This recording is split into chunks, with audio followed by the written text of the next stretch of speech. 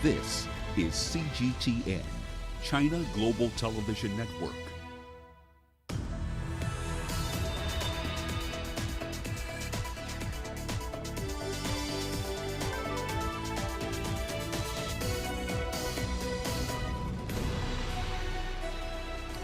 Hello there, welcome to this edition of Global Business Africa. In the course of the hour, we'll run through the business news stories you need to know about from the continent and beyond. But first, a quick run through the markets here for you. So broadly positive for a lot of the markets that we do follow here. So far, the fourth quarter has been mostly positive for the markets we tackle on the program, with the exception of the NSE 20 over in Kenya. That's nearly 4.5% lower so far just this quarter. Nigeria's main index, though, has been doing the complete opposite. It's risen by over 20%. After a brief drop on Monday, Kenya's largest listed firm did rise today. A combination of lower spending and suspended fees combined to cut Safaricom's net earnings for the half year by at least 6%.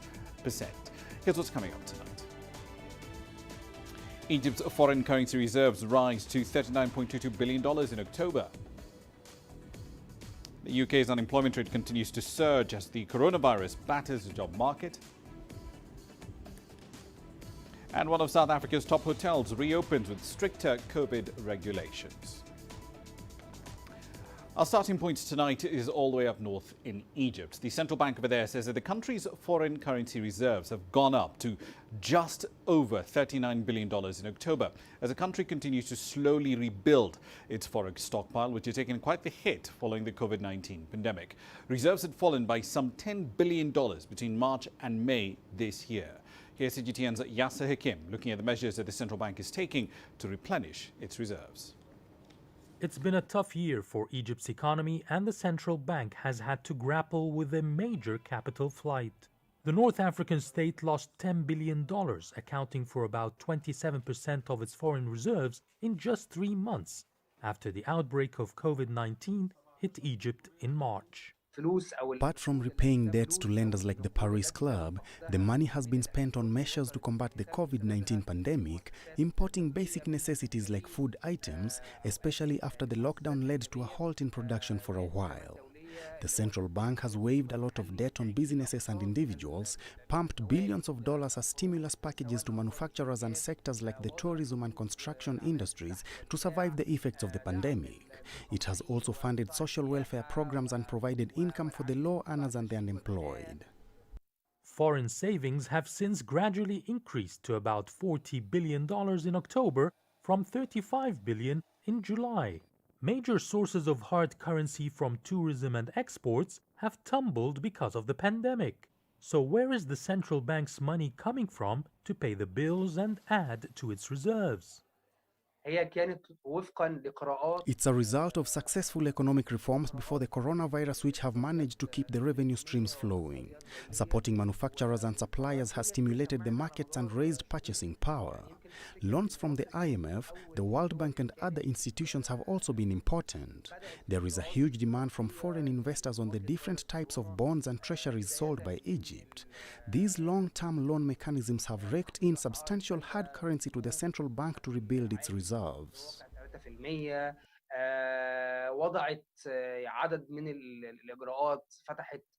Though foreign debt has been rising significantly, experts say it's still in the safe zone. However, come next year, officials hope foreign money would pour back again as the economy recovers, making no need for extensive borrowing. Yasser Hakim for CGTN, Cairo. What's a story now that you might be getting a bit of attention on over the next couple of days? According to South Africa's elite police unit, the Hawks, an arrest warrant has been issued for the Secretary General of the country's ruling African National Congress. The warrant was reportedly issued for Ace Magashule over a contract awarded while he was the Premier of the Free State Province. He is one of the top 6 officials of the governing ANC in charge of the day-to-day running of the party. All right, then let's get you some more details on this particular story as it develops. Angelo Coppola joins us now with more details on this story. Angelo, so walk us through this particular contract. It was around an asbestos audit. 7 people were arrested back in September in connection with this 6-year-old tender. But how does this then loop back to the ANC Secretary General? Well, let's start at the beginning. Magashule actually signed off on the awarding of that contract and that was to businesses who had no experience in auditing, first of all, or asbestos auditing of residential housing units in the province. Those two companies, that JV, subcontracted the work for a nominal amount, a small amount, to small subcontractors, and they pocketed that difference, which was a substantial difference for the value of that contract. The tender was signed off by Magashule, as I said, and Edwin Sodi, one of the guys that was arrested, who owns Blackhead Consulting, and the late Igbo Mambani from Diamond Hill Trading were the two companies involved there. Now, Mambani was allegedly to become a conduit for payment of various amounts of money on the instruction of Magashule via his then personal assistant. In one instance, Magashule's PA instructed Mambani to pay a $3,000 college fee for a High Court judge's daughter studying in the States. And that was just days after the joint venture got a batch of $2 million worth of payment from the government. And that's according to leaked and verified emails that have been circulating around for some time now. That's just one instance of the allegedly corrupt activity of the former Premier Ramah. Indeed, and of course, just for context for our viewers, we're not talking about small amounts of change here, because the contract value is about $16 million. The actual cost of the work was something closer to $1.4 million. So $15 million plus is basically being pocketed in this particular deal. Angela, this is not the only questionable deal, though, that Ace Magashule has been reportedly involved in. What are the other key ones during his time as the Premier of the Free State? Well, look, the other major debacle was the Estina dairy farm, where some $16 million was funneled into a farm for destitute locals who were planning to kickstart their farming ambitions, except the money didn't make it to the farm or the farmers. Instead, it landed in part funding the notorious and opulent Gupta wedding at the Sun City Resort in the Mpumalanga province, or in fact the Northwest province. And that, of course, featured a large number of ANC guests and politicians in play at the time. Then, of course, there was the Kuvea and Mediosa medical mobile unit debacle, in which those two companies were contracted to provide medical testing facilities on buses that would travel around the Free State province. The per patient rate was estimated to be between 1/4 and 1/8 the cost that the province was actually charged.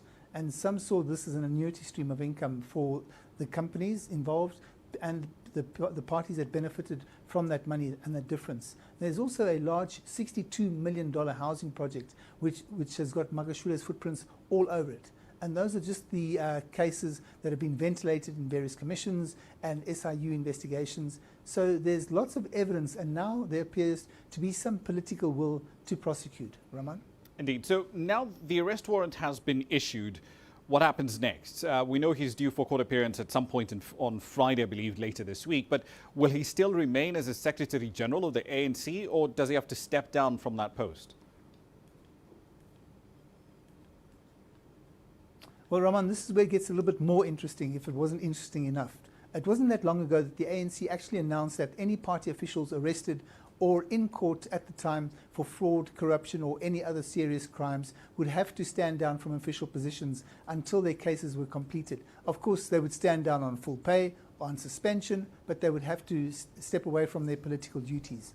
That was Ramaphosa then making a stand. We believe that he made that move, the analysts are telling us, because he appears to have gained the upper hand in his fight against corruption and his fight against the other faction. But Magashule is unlikely to step down. He's one of Ramaphosa's biggest rivals and is seen as part of that opposition faction that I've just mentioned. He's also likely to follow the same route as the KZN province's Durban city mayor, Zanele Gumede, who was arrested for corruption, was out on bail, and then her ANC compatriots in the province tried to have her appointed to a really senior provincial council. Fortunately, though, that was blocked at the very last minute. Meanwhile, some analysts are now suggesting that the move on Magashule is possibly a key turning point in the country's politics. Ironically, it happens on the eve of the so-called Super Wednesday that sees municipal elections in 95 wards across 55 municipalities in all of our provinces. And some analysts are saying that these elections now that are happening tomorrow will be a good leading indicator of the support that the ANC can expect in the next big elections in 2021. So let's see how that plays out tomorrow. Indeed, quite the turning point in South Africa. Let's see how this plays out. Angela Coppola there live in Johannesburg. Time now for a run through some company headlines. All right then, so let's start in Nigeria. It has allowed Dangote Cement to resume exports across the country's land borders, effectively raising hopes that Africa's most populous nation might be opening up for trade with their neighbours after a year-long blockade. It's actually slightly over a year. President Muhammadu Buhari's administration gave permission for Africa's largest cement producer to export its products to Niger and to Togo in the third quarter for the first time in 10 months.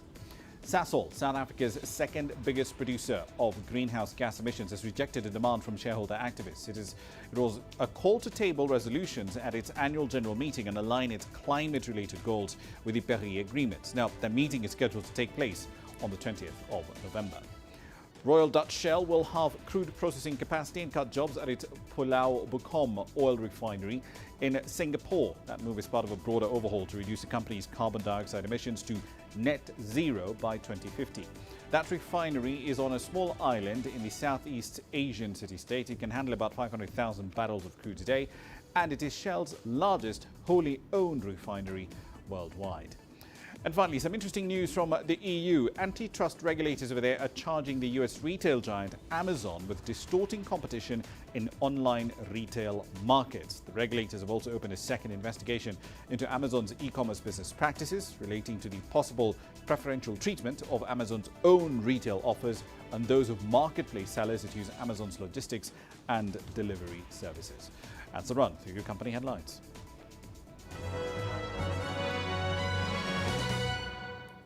You're watching Global Business Africa. Time for a short break. Here's what's coming up.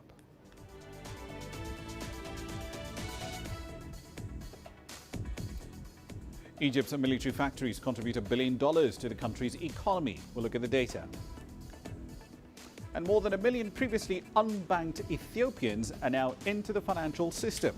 What happens next? We'll explore that shortly. The world economy as we know it is about to change. Global business reports highlight emerging markets, developing countries, and dynamic sectors worldwide. We feature top analysts and newsmakers to provide perspectives on every facet of business. From an on-the-ground perspective, we provide you with balanced and objective assessments. Fast, sharp, and insightful. Global Business, only on CGTN. Every story starts out like this. Okay. We'll head up now. But beyond the rush of the numbers, there's always a more fundamental question. What happened? Who has been affected? When market-moving decisions are made, who's responsible? And why? Let's get some reaction on ground. Joining us in Johannesburg is Sutra Nigeria. Hello, Nairobi. This is how all stories begin. See how they end. Only on Global Business.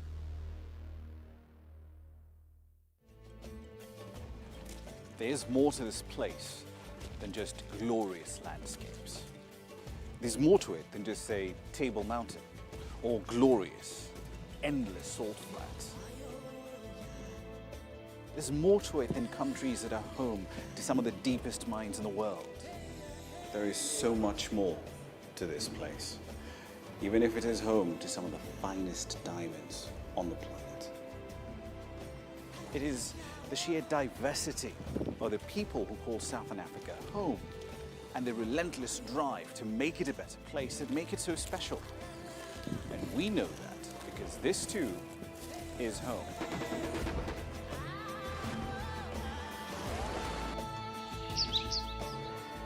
No one knows Southern Africa like we do. CGTN, see the difference.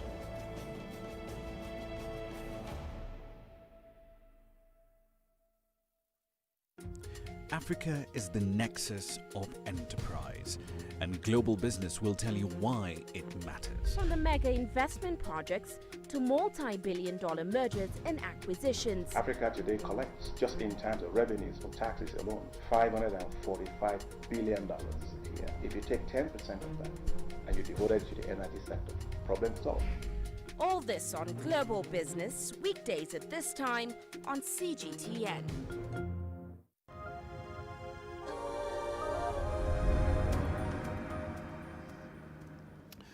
Welcome back. Let's turn our attention to Egypt. The country's military-owned factories have for the last 6 decades played an interesting role in driving the economy. Authorities say production from those facilities have earned the country revenues of at least $1 billion in the 2019-2020 fiscal year. That's 17% more compared to the year before.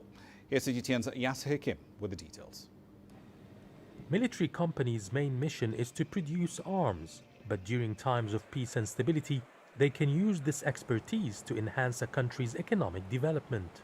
In Egypt, the army has for more than 60 years been implementing projects in most sectors of the economy, ranging from chemicals to electric appliances, infrastructure, electric vehicles, natural gas cylinders for vehicles and more. Beside its role in providing weapons for the army and the police force, the military production unit also works with the civil society to provide basic needs for citizens. It supplies goods and products to prevent attempts to monopolize the markets by large traders or companies, keeps prices under control and stabilizes the markets. Egyptian military companies have had a hand in most sectors of the economy, from trade to services and manufacturing. They also underwent massive projects in partnership with the private sector to upgrade Egypt's infrastructure and the construction of cities like the new capital and the new Suez Canal.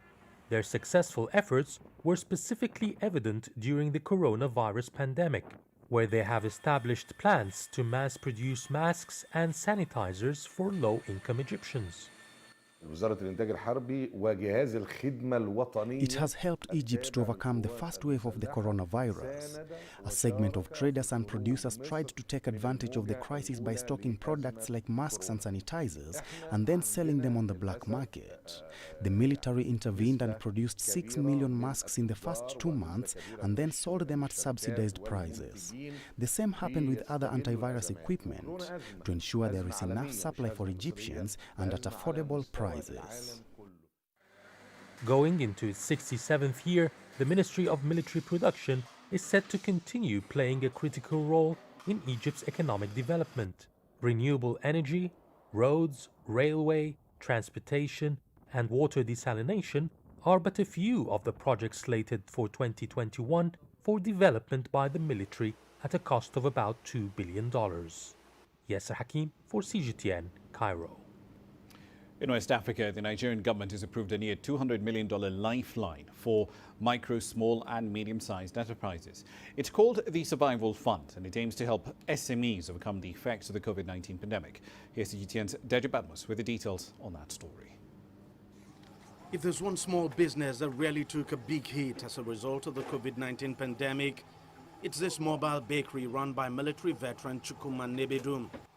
As a result of the lockdowns and restriction of movement, especially in the heat of the pandemic, his mobile bakery has been stationary at just one point. We affected sales, production. We also have to reduce our production capacity too because sales dropped. So those are part of the challenges we're facing. Like if you see, so part of an area of the business we focus on, also aside selling, we also focus on school supplies.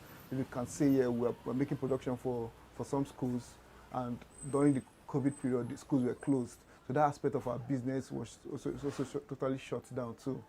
Like Nebedum's bakery, many of the over 40 million small businesses in Nigeria have been affected by the pandemic, losing money and laying off staff. Some have even had to shut down with no certainty of a comeback. It's why the government is now offering the almost $200 million survival fund to enable the small businesses wade through the difficult times. Part of what kills business in Nigeria, whereby you want to get a loan from the commercial bank and you are being told that you have to pay a double-digit interest rate, which most entrepreneurs find difficult to cope. So I believe that the government, by giving a single-digit loan, is really going to help to build businesses faster. And I think it's a welcome development, and we need to commend the government for that. And we are looking forward to more stimulus packages to help SMEs in terms of regulations, in terms of policies that would favor ease of doing business. At the last count, Around 70,000 small businesses have been shortlisted for the payroll support of the scheme, which will see the government take responsibility for the staff payroll function of the shortlisted businesses for the next 3 months. The other part of the scheme, known as Guaranteed Offtake Stimulus, is expected to start soon. I see this as part of the efforts of government to tackle the problem of unemployment, particularly of the youths. The government says it hopes the scheme will impact 1.7 million people and save 1.3 million jobs, jobs that could be lost if the small businesses do not get the lifeline. What I think we need to begin to look at first is the sustainability of this kind of interventions. We have so many of these interventions already, and the whole of these interventions revolve around dishing out money. You know, ideally, these monies are supposed to be revolving. There is no evidence that these funds are revolving. Because for it to revolve, people must pay back. For entrepreneurs like Nebedum, he says he's not looking for free funds, but something very affordable that he could pay back while growing his business. The COVID really affected our cash flow, and that also slowed down the pace for expansion too, because ordinarily the plan was that by June 2020, that's the plan that we're going to finish setting up the second mobile bakery. But when the COVID came, funds was not sufficient enough to continue with that process. The project was kept aside. So I feel that it's not be a bad idea to also take advantage of such funds. Until the fund comes, he's managing to keep his mobile bakery running, even though his staff strength is seriously depleted. Deji Badmos, CGTN, Lagos, Nigeria. On to Ethiopia now. The introduction of a new set of currency notes over there has had the effect of pulling people who've never had a bank account into Ethiopia's financial system. Since the exercise started more than 2 months ago, more than 1 million previously unbanked Ethiopians have handed in their 2-decade-old notes, and in exchange have opened new bank accounts from which they can withdraw the new ones. CGTN's Girum Chala found this report. Noure Mohammed is a young college student and a resident of Addis Ababa city. He has come to the leading state-owned commercial bank of Ethiopia to open a new saving account. This is after the introduction of the new currency, which seeks to link more people to the banking system. So many people are now heading to the banks to open new accounts these days. I am one of those people who have never opened a savings account in a bank. Today, I will start the journey with 500 birr. Here in one of the bank's branches, Noure must fulfill certain requirements such as provide a valid resident identification card, few copies of photographs, and of course, an initial cash saving to open his new account. All is now set and Noure has for the first time received his saving account book. I now understand the importance of visiting a bank. Keeping money at home is risky as it can easily be stolen. Here, it is secure and I can trust the bank any day. I am so happy. I encourage people to follow my example. I have a plan to pursue a transport business and the bank has promised to provide me with loans. I am very excited. Official sources say more than 1 million such new bank accounts have been opened by first-time bank users since the introduction of the new currency. The regulator hopes it will rope in more people to the tax net. The National Bank of Ethiopia directive said it is a daily cash limit for individuals and the company. As a result of this, many people are opening account and transfer from one account to another account. These transactions are dominated in our branch. Aimed at deterring cash hoarding that enables corruption and illegal trading thrive, as well as address the problem of counterfeiting, Ethiopia's government introduced the new currency in mid-September. The process has helped millions of unbanked people to start using banks for its transaction activities, and in return, billions of birrs circulating outside of the banking system have now found their way back into the economy. This is fantastic. Previously, our peoples are cash society. They transact from in the market in any place through cash. After that, many peoples are using digital banking and fund transfer from one account to another account. So for our bank, it is a good opportunity. As expected, Ethiopia's private banks are also benefiting from this new trend of saving in banks by citizens. Banks say the growth of cash deposits strengthens their ability to provide loans and other lending services due to the increased buffer. That has made the dreams of people like Nure one step closer to reality. Billions of the new currency which replaced the demonetized old notes are now circulating in the country's multi-sectoral economic activity. Many economists say the introduction of the new banknotes has brought with it better growth opportunities. Group Chala CGTN, Addis Ababa, Ethiopia. Still in East Africa, Kenya's allocated about $1.8 billion to modernize its transportation system around the capital, Nairobi, in a move that's aimed at decongesting the city and resolving perennial traffic snarl-ups here. The rehabilitated commuter rail is part of this elaborate master plan of an integrated commuter system within the city and its environs. You can also expect a bus rapid transit system to be part of that network eventually. Here's that story.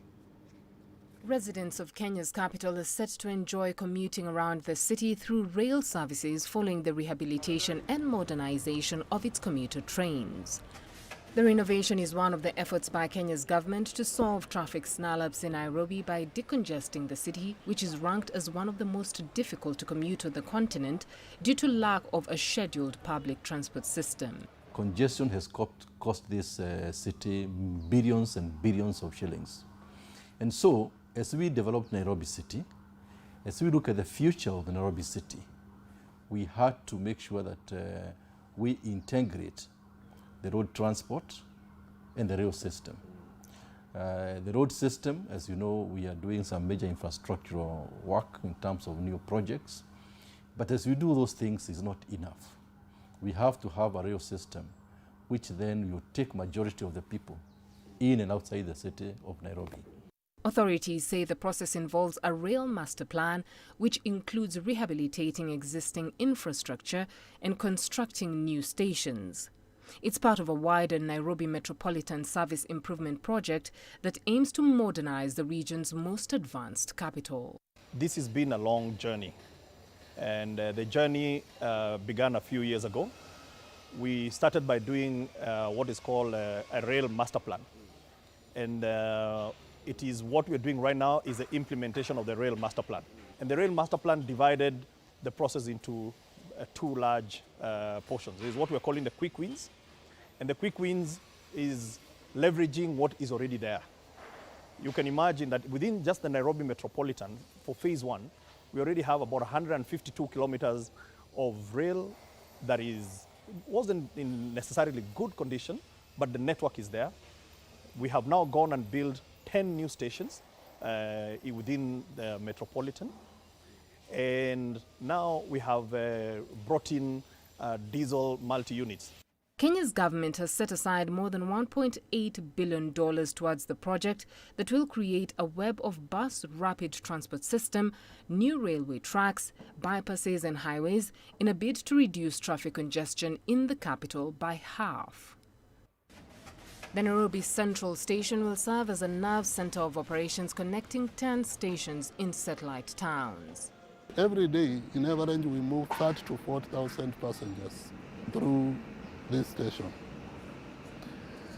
And every day, we operate a minimum of 3 trains in the morning and a minimum of 3 trains in the evening in all these routes. And what we are planning now, after renovation and rehabilitation of the stations that you saw, we expect in every 1 hour that we'll be having about 40,000 people exiting and then getting through this station within 1 hour to 2 hours.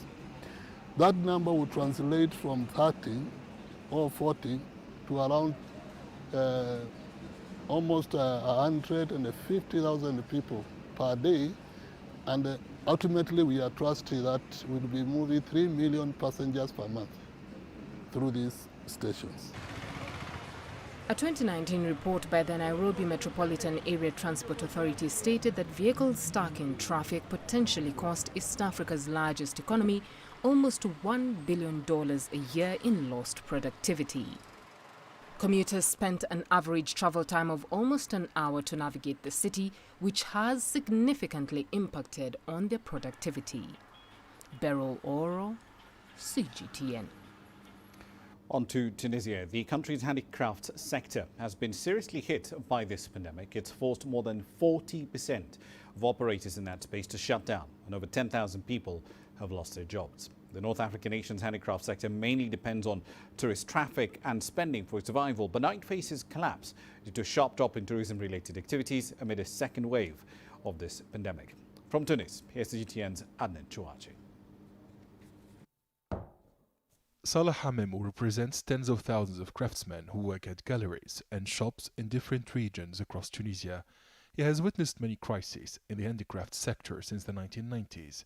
However, AMAMOU claims that the current COVID-19 induced economic crisis is unprecedented. 40% of the companies which operate in the handicraft sector went bankrupt and shut down, while 90% of the remaining manufacturing companies are totally blocked. They were forced to lay off or to reduce the number of employees by 70%. Handicraft vendors cannot pay their rent. Some were forced to leave their shops or to switch to another activity. Suad Kasraoui is a carpet weaver who commercializes in handmade carpets at tourist sites and shops. The craftswoman lost around 95% of her revenue during the first wave of the pandemic. She put her commercial activity on standby and opted for selling traditional food products to earn a living following outbreak of the second wave of the COVID-19 pandemic. Selling carpets is impossible during the pandemic. I can no longer live from handicrafts. That's why I turned to selling food to survive. I must adapt or die slowly. Lotfi Hajali is one of the most talented craftsmen and traditional carpenters in Tunisia. He says foreign tourists as well as local clients have deserted his boutique for several months. I'm not showcasing these handmade items for passerbys to just watch and admire. I want to sell my creations, but none has come here since the outbreak of the pandemic. This sector is in crisis, and the worst is yet to come. The president of the Confederation of Handicrafts says the reopening of borders last June 27th dealt a fatal blow to the sector. The increasing number of COVID-19 cases and victims has paralyzed the old market in Tunis and all tourist circuits across the country. Tourism professionals assert that the second wave of the pandemic has undermined the hopes of tens of thousands of craftsmen. The Tunisian Confederation of Industry, Trade and Handicrafts has urged the government to provide financial aid to mitigate the impact of the COVID-19 crisis. Adnan Shawashi, CGTN, Tunis. Time for a short break. You're watching Global Business Africa. Here's what's coming up.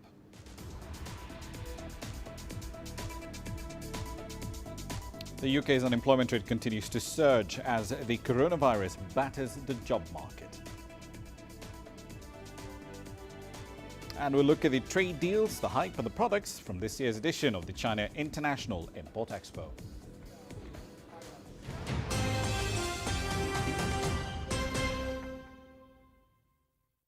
Business in Africa is at a crossroads. We celebrate those who are adopting and thriving despite the challenges, from grassroots to big businesses.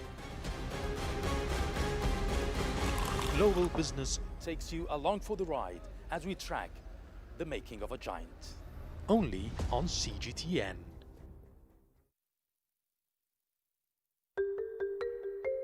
How will your world change today? What happens here?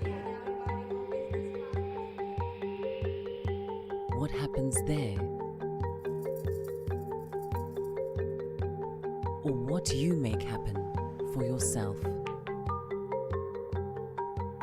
If it matters to you, it matters to us too. Your stories are the stories that needs to be told. Africa Live. Find your voice.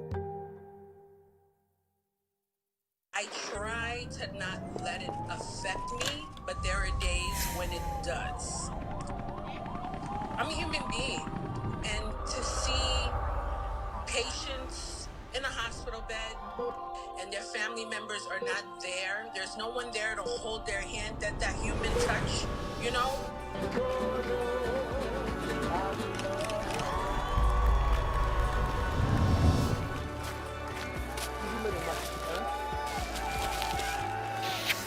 I just hope everyone can remember that the situation is not permanent and that everything will get better eventually.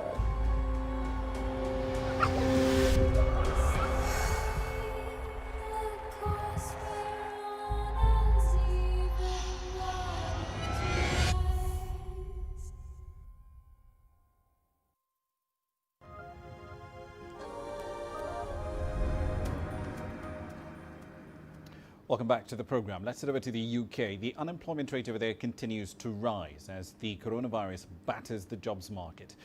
And essentially, we're looking at some extremely disturbing numbers here. British employers have effectively declared a record number of staff redundant in the third quarter of 2020, and the unemployment rate over there has also jumped by a fair bit. 314,000 British workers were laid off in the 3 months to September. The unemployment rate rose to 4.8%, up from 4.5%, as the pandemic continues to roil the jobs market in the UK. Firms made more workers redundant in anticipation of the end of the furlough scheme, which was originally supposed to end at the end of October. It has now been extended until the end of March 2021.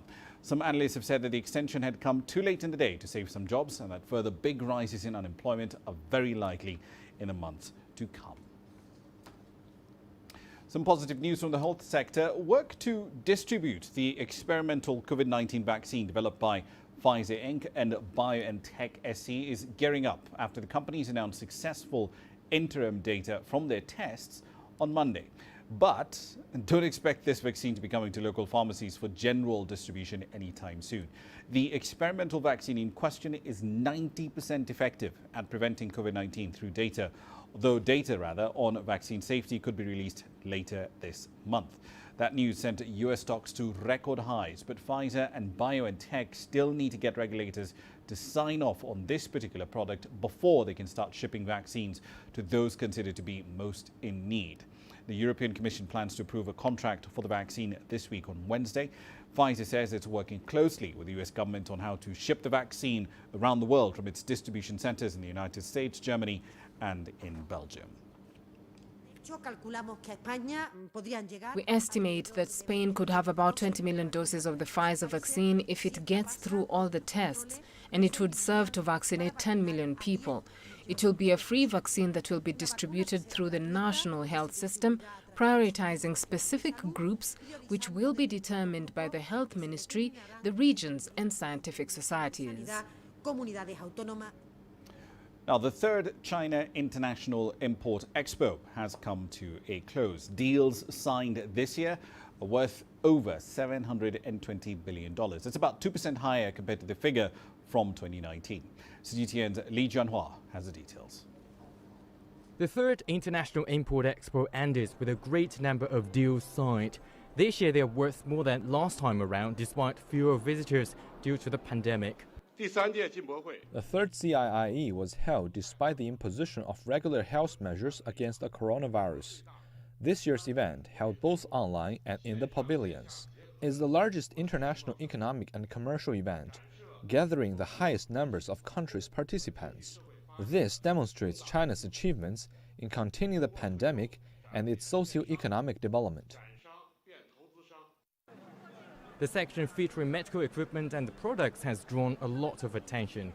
China Sinopharm inked a deal with American medical devices and healthcare company Abbott, bringing new devices to China which help to check glucose levels for diabetes patients without blood sampling. So we're proud to present this technology to Chinese market, and more importantly, we're taking advantage of CIIE platform to accelerate the introduction of our portfolio, more products in the portfolio so that we can help more Chinese patients. Each time at the CIIE, Sinopharm managed to sign deals. For each session, we were able to find advanced methods and ways of treating various diseases, which we would introduce immediately through Sinopharm's strong networks and production capacity. The aim is to import the most advanced medical products and benefit the public. Japanese companies have had the largest number of participants. Nearly all exhibitors have brought in live streaming technologies to boost sales online. This year, because of the pandemic, so actually the traffic is not so much, I think. But so through live streaming or the famous KOL is also came here. So through the live streaming, we can deliver our power to China. Shiseido is among the hundreds of companies that just signed up to partake in the next year's CIIE. What's different about this year's import-export is the impact of the coronavirus pandemic. The number of visitors to the pavilions has been reduced and strict health measures were imposed. Despite headwinds from the coronavirus, the deals inked this year amount to over 2% higher than the previous sessions. Li Jianhua, CGTN, Shanghai. Retailers are gearing up for the biggest shopping event in the world. That will take place in China on the 11th of this month. Double 11, as it's known, because, 11th day of the 11th month of the year. It was the brainchild of the Alibaba founder Jack Ma. Having launched 11 years ago, it's now a multi-billion-dollar retail extravaganza that tends to dwarf the likes of Black Friday and Cyber Monday. Rahul Pathak reports from Madrid on how this Chinese event is now expanding its reach into Europe. One of the largest retail warehouses in Spain is getting ready for the biggest online shopping event in the world, Double 11. Among those buying for attention, local perfume company Aromas Artesanales will be showcasing their products at the November 11th event for the very first time. Pre-pandemic, the company used to sell perfumes in shops all across Spain. The lockdown forced all but 2 of their outlets to close, but a recent partnership with Alibaba-owned online retailer AliExpress helped them to adapt to a post-COVID marketplace. Our business went through a really positive change. Now we are international. Now our brand reached the countries otherwise we couldn't. In 2019, AliExpress chose Madrid as the location for their first physical store in Europe, or as they call it, offline shopping. We are a global platform. We don't want to be seen just as a Chinese platform. That's why we opened 2 stores in Spain, so we could be close to our customers, so they can come and not only look at a specific product, but also live a shopping experience. At the beginning of lockdown, we started a program called Together Without Fees. We deleted our fee for over 8,000 Spanish businesses operating in AliExpress, which meant €1 million worth of savings for them, so they can use that money for other tasks that will help them remain operative. Now, this store here in Madrid is around 740 square meters and it houses 1,000 products from about 60 different brands. So it's certainly big, but when it comes to a really gargantuan shopping experience, well, there's really only one game in town. Welcome to Double 11 or Singles Day. Originally an unofficial Chinese holiday where single people would give each other presents, in 2009 Alibaba chief Jack Ma turned it into the biggest shopping event in the world. Last year its sales generated over $38 billion over 48 hours. That's more than Black Friday or Cyber Monday combined. And with brands and retailers desperate to recover from the impact of coronavirus, many will be increasing their Double 11 investment in an effort to boost sales in what has been a disastrous year for most. Rahul Pathak, CGTN, Madrid. All right, then, shopping of a slightly different kind. Let's look at commodity prices for you. Copper prices up about 12% so far in 2020. That's roughly half in percentage terms anyway, of the gains that we're seeing in spot gold that has spent most of the second half of the year being a little bit flat. Since the start of July, gold prices have only gone up by about 6.5%. But over the year, though, you're looking at a 24% rise in spot gold. Coffee's done the complete opposite. Sea futures are down 23%. Post-poll tensions in Cote d'Ivoire, the world's largest producer of cocoa, are affecting the supply chain for the commodity. The weather's fantastic, but getting the product to the market, that's a completely different story. Cocoa futures were down by 1.5% today. Here's what's coming up next.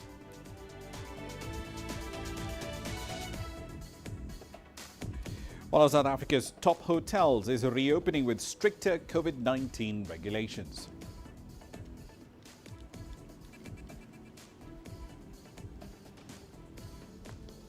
And the DRC seeing a boom in innovative ways to give shoppers a hassle-free experience.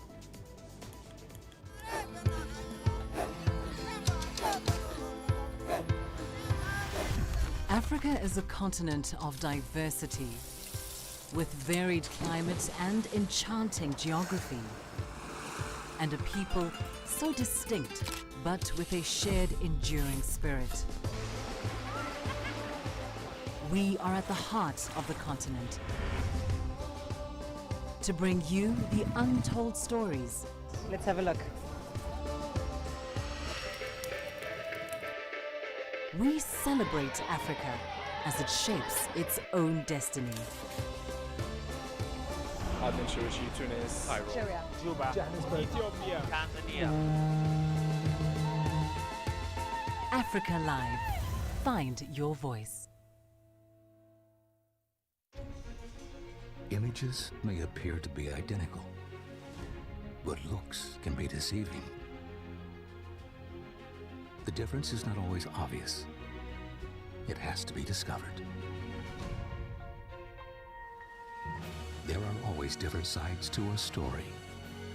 We put the focus on the details. To see more, to understand better. CGTN. See the difference. The greatest journeys, the greatest sights, the greatest adventures. Here in Panater, this weir allows the locals to walk on water. We're far more than just TV news. We're your passport to the wonders of Africa. To bring you stories of struggle, survival and hope.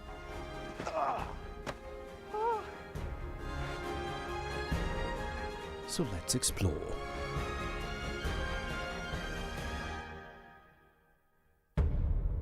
CGTN. See the difference. You don't find the stories of North Africa by sitting on the sidelines.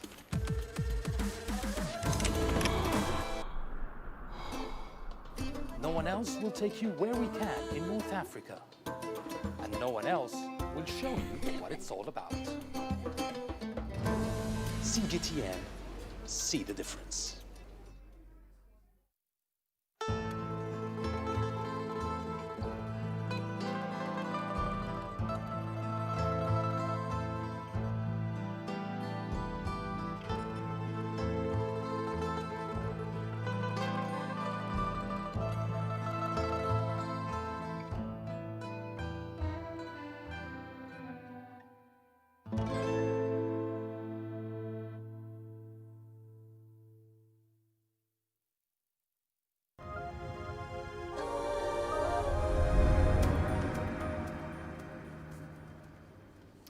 Welcome back. One of South Africa's top hotels, the Table Bay Hotel in Cape Town, has reopened its doors to the public after suspending operations earlier this year due to the national lockdown. Several well-known South Africans, including countries newly crowned Miss South Africa, joined the hotel's management and staff for the reopening. CGTN's Renee Delcalm was there. The Table Bay Hotel was officially opened in 1997 by the late former President Nelson Mandela. But 2020 has been a challenging year, forcing the Table Bay to go into lockdown. And there was much excitement when it reopened. We worked exceptionally hard over the last 7 months to get the hotel ready for reopening. to ensure that we capture the COVID protocols, to receive guests, to give them a good, safe environment to stay in, from a staff perspective, room perspective, food, beverage, all of that elements were pulled together to ensure that our customers can be received in a good, healthy environment. The 5-star Table Bay Hotel was recently awarded the World Travel and Tourism Council's SAFE stamp of approval, verifying that the COVID-19 health and safety protocols it has in place have met and exceeded international benchmarks. From the moment one arrives, strict COVID screening and sanitizing protocols are implemented. Guests even have their shoes sanitized as they step onto this special mat before entering the hotel. We just as a hotel made the decision to remove any excess collateral in a guest room, any sort of paper-based materials, excess directory of services, notepads, pens, and then from a housekeeping point of view, they will go in and sanitize the room with electric static cleaner.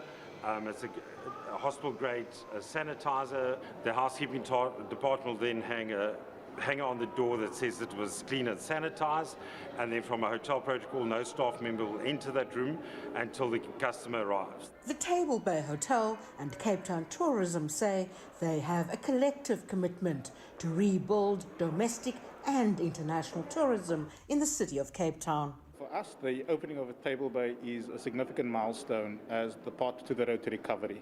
I think for a long time we have been kind of locked in as tourism with no growth opportunities, but I think with the fact that we're starting to see early shoots of growth in tourism, I think this is a good indication that's saying we believe that international will be growing. The reopening of the Table Bay means that there's some hope, there's some light at the end of the tunnel, so it's such a beautiful experience and I'm so happy to be part of it because it's a new dawn for Cape Town. And at this stage, you know, having limited bookings, we can't bring the full team back. But that is our objective, is to have the Table Bay team reinstated and to give South Africa and the rest of the world that best service we're known for. Renad Al-Khan, CGTN, Cape Town, South Africa. Now, the development of mobile and wireless tech around the world and its increasing cheapness has led to the growth of e-commerce in many countries around the world. The Democratic Republic of Congo is no exception. Online platforms that are selling a range of goods and services have emerged there to provide consumers with a hassle-free shopping experience. CGTN's Chris Ochamringa has that story on Grassroots tonight from Kinshasa. The increase in mobile phone networks and affordable smartphones in the DRC has resulted in the spread of e-commerce in many large cities. Many young people use their smartphones to get the latest information and purchase items online. The COVID-19 pandemic has spurred Congolese investors to set up digital platforms to tap into the new market. Le confinement a boosté les sociétés du numérique. The lockdown boosted the growth of digital platforms here in the DRC. I started buying and selling products online after I noticed an increase in the sale of goods and services. De la société à consommer. Al Kitenge is a Congolese entrepreneur who has set up an online retail platform that sells food products. He's partnered with farmers and his business associates to supply packaged food online. I can assure you that e-commerce will be a serious opportunity for Congo. It will cut the middleman in many ways. It will speed some processes, and it will help people to have access to not only goods but also services.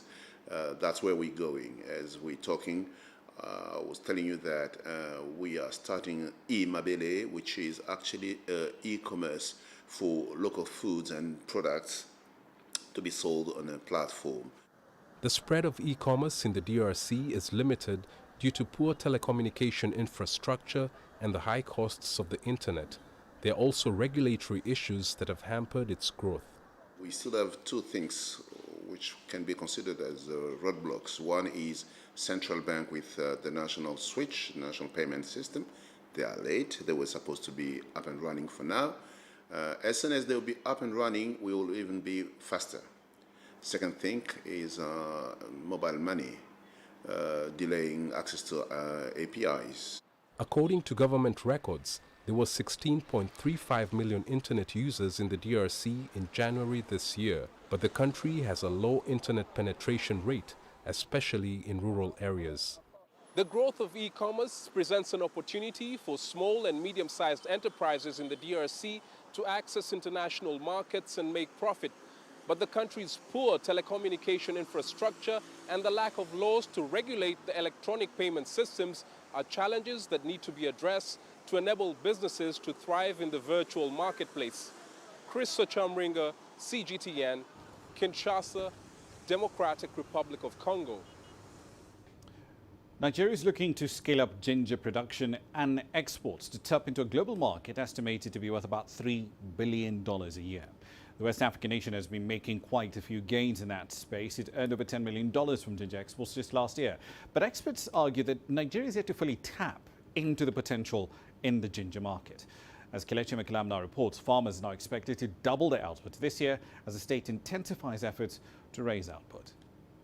It's harvest season here at this ginger farm in Nigeria's northwestern state of Kaduna. Monday Agodo has spent 3 decades of his life farming ginger. Each harvest earns him an average $7,000. Despite the outbreak of the coronavirus pandemic this year, production has not been affected. We make our harvests in October and November, and as you can see, we are now digging out the ginger. Ginger farming is very profitable. The last time we sold 30,000 naira, and I can make an average of 80 to 100 bags depending on the efforts I put in. COVID-19 did not have any significant effect on the farmers at the grassroots. The farmers went into massive production of ginger this last or immediate past farming season. Nigeria is Africa's leading producer and 3rd largest exporter of ginger after India and China. The country's revenue from ginger exports in 2019 hit $10.4 million. Ginger grown here in Nigeria is highly sought after in the international market due to its medicinal value. So farmers like Monday want to boost production and benefit more from the international market that's worth billions of dollars. We have plans to expand, but ginger is very, farming of ginger, cultivating, farming is very capital intensive and needs so much of input.